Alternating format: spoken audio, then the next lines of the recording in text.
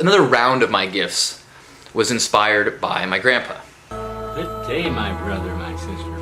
Good day and welcome to HugNation. HugNation. It is yet another beautiful day in Southern California. It seems like we say that a lot, doesn't it? But we love it because it's one of the 4 places in the world where the climate is so perfect. Pretty nice here. Oh, wonderful. We have a breeze late this afternoon that blows in from the ocean. I go out on my veranda and look out and say, thank you, Creator. How wonderful to have this experience at this stage in my life while I'm breathing still and the old heart is working well. Welcome. Welcome. We were talking at lunch a little bit about your shopping for Christmas gifts. Yes. And the last couple of years, you have done something for your grandkids and great-grandkids that is a little different than buying toys or dolls or action figures or video games. Well, I'm excited because I have 6 great grandchildren, and they must learn to give and to understand others that give. So rather than give them toys, and they got toys galore, all 6 of them.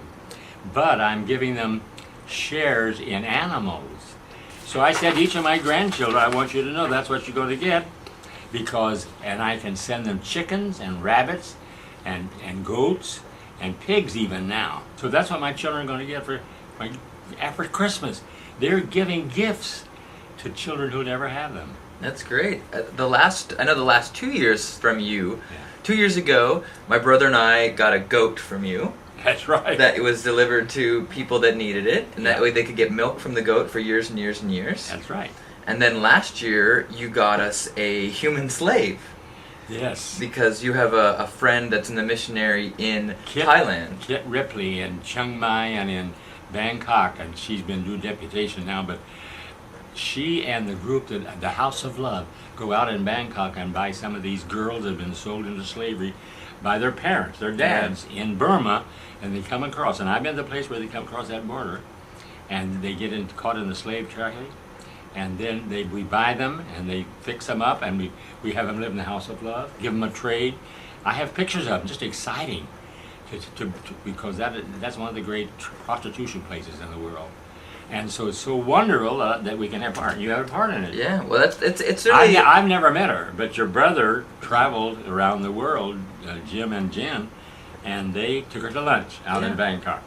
Yeah. So we're part of it. Well, that's great. And it's really a nice reminder during the Christmas season.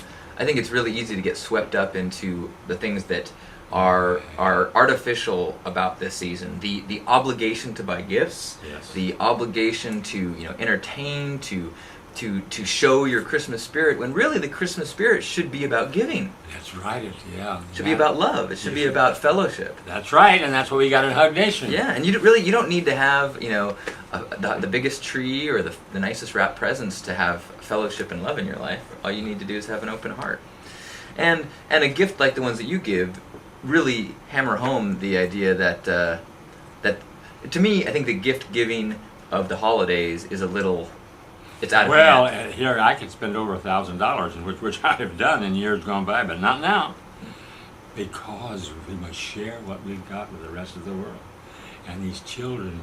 Anyway, I'm looking forward, and the llama that I'm trying to buy for a country in South America. Mm-hmm. 2 llamas go down, and when those 2 llamas mate and have a new llama, they're supposed to give for free the llama to some neighbor. Truly a gift that keeps on giving. That's it. You got it. Jacob mentioned last week, and it made a lot of sense. He was talking about that the gift giving of Christmas time, it's almost a little bit insane, because when you give a gift, but it's expected, it isn't really a gift. It's almost like, if somebody who works at a store, expects you to give them money, and you expect them to give you something, that's not a gift giving. Yeah. That's an exchange, and that's kind of what we've fallen into. You're right on. You're breathing on my way. You're exactly right, and we're so materialistic.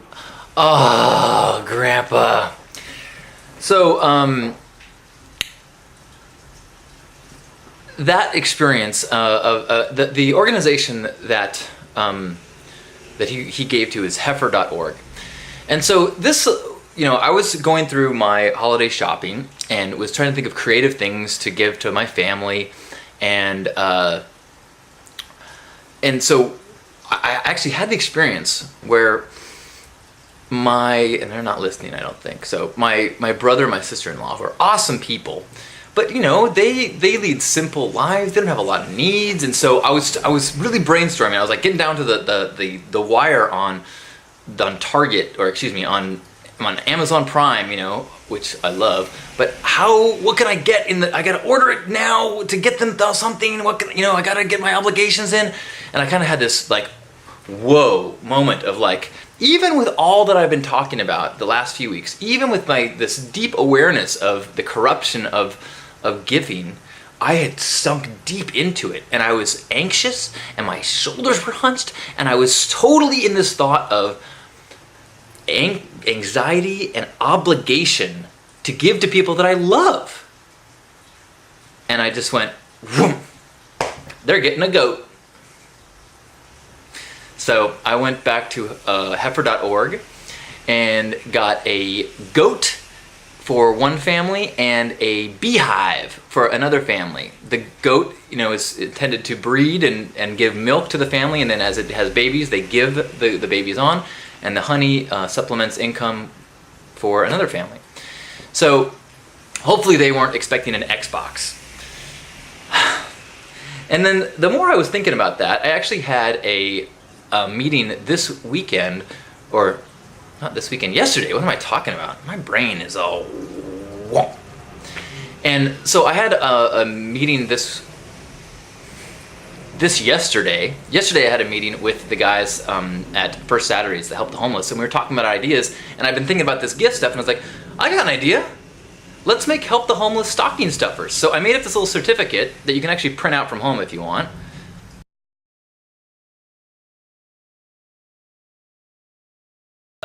Print out as many of these as you want for stocking stuffers. Every $3 you give us, that is a care pack that we give on the first Saturdays of the month. So if you want to do this, just PayPal me something. And it basically says at stin.net. And you can get these down off our Facebook page, facebook.com/helpthehomeless, or contact me, and just print them out, cut them out, and stick them in stockings. It's a great way to kind of make sure that your holiday frenzy has done good. And for $3 a piece, that's like a no-brainer. That's like a McDonald's Happy Meal, except that it's going to give somebody a clean pair of socks and toiletries, a little bit of food.